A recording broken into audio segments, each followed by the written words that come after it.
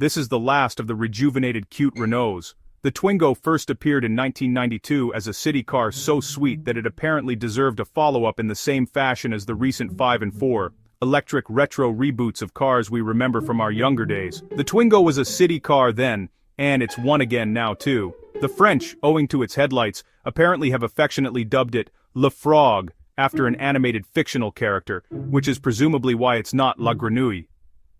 Measuring 3.79 nanometers long and with a 2.49-meter wheelbase, the new Twingo is small. It's a natural rival for the likes of the BYD Dolphin Surf, Fiat 500e, and Hyundai Inster. Underneath the cute exterior, the new Twingo is largely based on the underlying platform of the Renault 5. Instead of the multi-link rear suspension seen on that car, there's the torsion beam from the Renault Capture. Between those wheels sits a modestly sized 27.5 kWh battery, albeit a lithium iron phosphate one, which saves on cobalt, nickel, and cost. It has a maximum charging speed of 50 kWh and a WLTP range of 262 km, 163 miles. That strikes me, as it may you, as not very far, knowing how quickly the Alpine A290 can become a bore in cold weather, so the Twingo won't be a sensible choice if you ever have ambitions to do long journeys. But it's not like that's unusual. Of the BYD Dolphin Surf, Fiat 500e, and Hyundai Inster, only the Inster has a longer range, meter Enshrine e Surgain, and it doesn't start at L4S than $23,000, $20,000, $25,030, as we're told the Twingo will when it reaches buyers in early 2027. To my eyes, and seemingly to most others, it looks great, with its cheerful face, bold colors, sleek lines with 5 doors, and some neat practical touches. The rear window surround gives it a TV-like pod vibe, while the winglets on the rear light clusters look like a dragon's scales, and both help cleave air more cleanly from the rear of the car.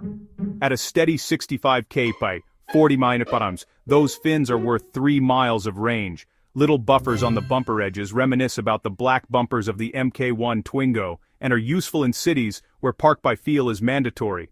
In Paris, you need overriders, says design boss Laurens van den Akker, who does genuinely seem to love this car, and not just because he works for Renault. The proportions are frankly perfect. It looks like a bonbon, you could eat it.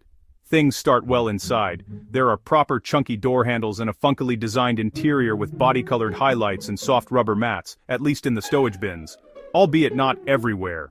Some proper dials and buttons remain, and, a bit like in the previous Fiat Panda, there are themes to lift the ambience without costing anything. Renault designed a Twingo font, and the alphabet, plus a couple of special characters, are stamped into the headlining.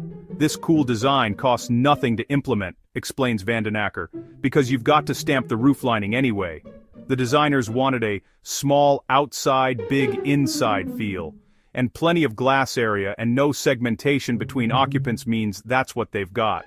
The instruments are bold and simple, while the vents, steering wheel buttons and array of switches in the middle are all real. If there's an issue, and it might not be one, the right side of the steering wheel is a bit cluttered, with the gear selector, wiper stalk and audio controls all competing for space behind the wheel, which also has paddles behind it. Those change the amount of regenerative braking you get, left for more of it, as far as an aggressive lift-off single-pedal mode, right for less as far as coasting. To counter the fact that short cars can't have big rear accommodation and big boots, the Twingo has just 2 chairs in the rear, both of which slide independently of each other through about 17 centimeters, so you can trade knee room for boot space. They fold separately too, and, perhaps more innovatively, the boot floor is split 50-50, so you can lift half of it to reveal a 50-liter underfloor compartment to, say, remove the charging cables without having to lift all your bags out. All things considered, boot capacity is put at 360 1010 liters. As per the 5, the Twingo is front-driven with a single reduction gear, but it does have its own bespoke motor, making a distinctly modest 80 bhp, albeit with 129 lb-ft of torque. The Twingo weighs a good quarter-ton less than the 5, though, at 1,200 kWh. Light for an EV, if not by petrol city car standards. So it can reach 0-100 kph, 0 to 62 mph, from rest in 12.1 seconds. It will do 130 kW, 81 mph, flat out. One of the reasons why the Twingo weighs less than average is Renault's dedication to parts reduction. There are 720 in the Twingo, where 1200 plus is normal. There's a softish tip-in but nice throttle response thereafter, good brake feel, and fun to be had from clicking up the region on the way into country road bends. The Twingo is a pleasure to drive. It's short, the wheels are at each corner, and the wheels turn sufficiently that the turning diameter is 9.87 millers. Even if that were all, it would be fun, but there's more. The ride on 18-in alloys, there are 16-in steels on a base model, is really composed, absorbent when you want, but controlled on demand too. What weight there is sighted low in the body, so it's not like thick anti-roll bars or stiff suspension are needed to reduce pitch or roll. It does just enough of each to make for a rewarding driving experience. It hangs on pretty gamely up to the point where its 205/45 Continental Eco contact tires start to scrub wide into predictable and manageable understeer.